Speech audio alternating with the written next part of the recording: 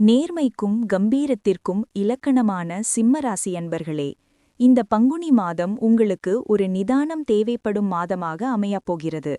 உங்கள் ராசிநாதன் சூரியன் 8ஆம் இடத்தில் மறைவதால் ஆரோக்கியத்திலும் பேச்சிலும் கூடுதல் கவனம் செலுத்த வேண்டியது அவசியம். ஆனால் பயப்பட தேவையில்லை.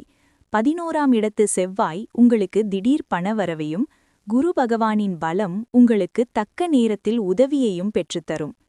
நிதானம் பிரதானம் என்பதை மட்டும் தாரக மந்திரமாக கொண்டு செயல்பட்டால் இந்த மாதத்தின் இறுதியில் நீங்கள் வெற்றியாளராக திகழ்வீர்கள்.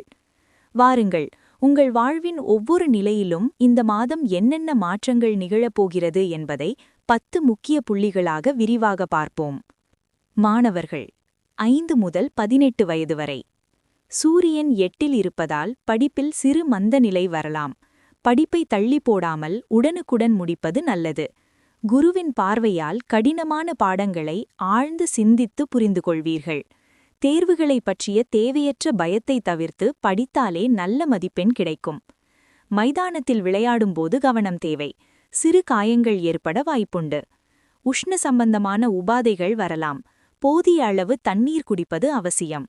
உங்களின் சந்தேகங்களை ஆசிரியர்களிடம் கேட்டு தெளிவு பெறுவதில் தயக்கம் காட்டாதீர்கள். புதிய நண்பர்களுடன் ஊர் சுற்றுவதை குறைத்துக் கொண்டு கல்வியில் கவனம் செலுத்தவும். உங்கள் கல்வி செலவுகளுக்கு பெற்றோரின் முழு ஒத்துழைப்பு இருக்கும். நுழைவுத் தேர்வுகளுக்கு தயாராகுபவர்களுக்கு அதிக உழைப்பு தேவைப்படும் காலம். காலை நேரத்தை படிப்பிற்காக ஒதுக்குவது மிகச் சிறந்த பலனை தரும். இளைஞர்கள் 19 முதல் 35 வயது வரை. 1. கல்வி மற்றும் வேலை தேடுபவர்கள். ஆரம்பத்தில் இழுபறியாக இருந்த வேலைவாய்ப்புகள் மாத இறுதியில் சுமூகமாக முடியும். இன்டர்வியூக்களில் பேசும்போது நிதானமாக பேசவும், முன்கோபத்தை கட்டுப்படுத்தவும். எதிர்பாராத ஒரு நண்பர் மூலம் நல்ல நிறுவனத்தில் வேலை கிடைக்க வாய்ப்புண்டு. கைச்செலவிற்கு பணத்தட்டுப்பாடு இருக்காது, ஆனால் சேமிப்பு குறையலாம். ஆராய்ச்சி மாணவர்கள் தங்கள் ஆய்வறிக்கைகளை சமர்ப்பிக்க சாதகமான காலம். கம்ப்யூட்டர் அல்லது புதிய மொழிகளை கற்றுக்கொள்ள ஆர்வம் காட்டுவீர்கள். ஆவணங்களில் சிறு திருத்தங்கள் செய்ய வேண்டி வரலாம். ஒரு முறைக்கு 2 முறை சரிபார்க்கவும். உங்கள் திறமைகளை சரியாக வெளிப்படுத்தினால் சமூக வலைதளங்களில் நல்ல அங்கீகாரம் கிடைக்கும். உங்களை விட அனுபவத்தில் பெரியவர்கள் சொல்லும் ஆலோசனைகள் வெற்றியைத் தரும். வெற்றி கிடைக்குமா என்ற சந்தேகத்தை தவிர்த்து துணிந்து செயல்படுங்கள். 2. வேலையில் இருப்பவர்கள் மற்றும் தொழில் முனைவோர். அலுவலகத்தில் மேலதிகாரிகளிடம் பேசும்போது வார்த்தைகளில் கவனம் தேவை. தொழில் முனைவோருக்கு நீண்ட நாட்களாக வராத பழைய பாக்கிகள் திடீரென வசூலாகும். மறைமுக எதிர்ப்புகள் வரலாம், ஆனால் உங்கள் புத்திசாலித்தனத்தால் அதை முறியடிப்பீர்கள். கடினமாக உழைத்தவர்களுக்கு தகுந்த அங்கீகாரம் மாத இறுதியில் கிடைக்கும். தொழிலில் புதிய முதலீடுகளை இப்போதைக்கு தவிர்த்துவிட்டு பழைய வேலையை சீரமைக்கவும். உங்கள் சேவையில் சிறு குறைகள் ஏற்படாமல் பார்த்துக்கொள்வது உங்கள் பெயரை காக்கும். அதிக வேலைப்பழு காரணமாக உடல் சோர்வு ஏற்படலாம். சரியான ஓய்வு அவசியம். தொழில் அல்லது கௌரவத்திற்காக புதிய சாதனங்கள் வாங்க நேரிடும். தொழில் நிமித்தமான ஓட்டங்கள் அதிகமாக இருக்கும்.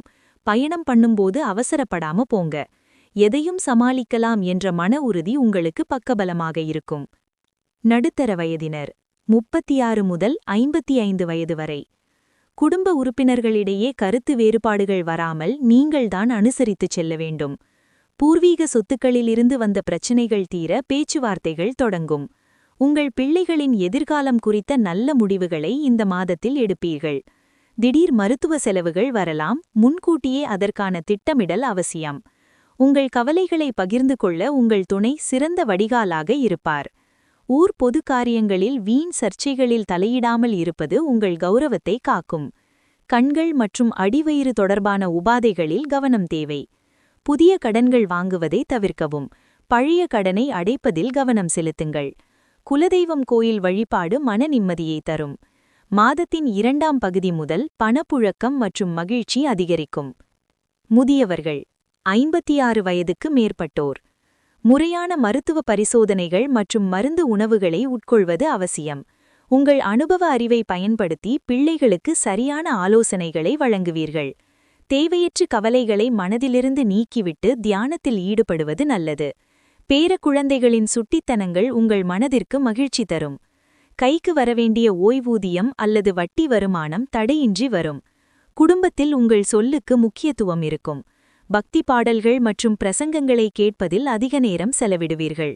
உங்களால் இயன்ற தர்ம காரியங்களை செய்வது மனநிறைவை தரும். பழைய காலத்து நண்பர்களை சந்தித்து பேசுவது புத்துணர்ச்சி தரும். அருகிலுள்ள கோயில்களுக்குச் சென்று வர குடும்பனர் துணை நிற்பார்கள். சிம்மராசிக்கு மிக எளிய பரிகாரங்கள். தினமும் காலையில் சூரியனை பார்த்து ஆதித்ய ஹிருதயம் மந்திரத்தை கேட்பது அல்லது சொல்வது மகா கவசம். ஞாயிற்றுக்கிழமை பசுவிற்கு ஒரு கைப்பிடி கோதுமை வழங்குவது கிரகதோஷத்தை குறைக்கும்.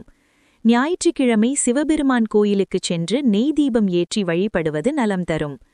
வீட்டிலுள்ள முதியவர்களின் ஆசியை பெற்று எந்த ஒரு செயலையும் தொடங்குங்கள். கண் தெரியாதவர்களுக்கு அல்லது துப்புரவு தொழிலாளிகளுக்கு உங்களால் இயன்ற உதவி செய்யுங்கள். முக்கிய நினைவூட்டல்: அஷ்டம சூரியன் இருப்பதால் எதிலும் பதற்றம் வேண்டாம், நிதானமாக செயல்படுங்கள்.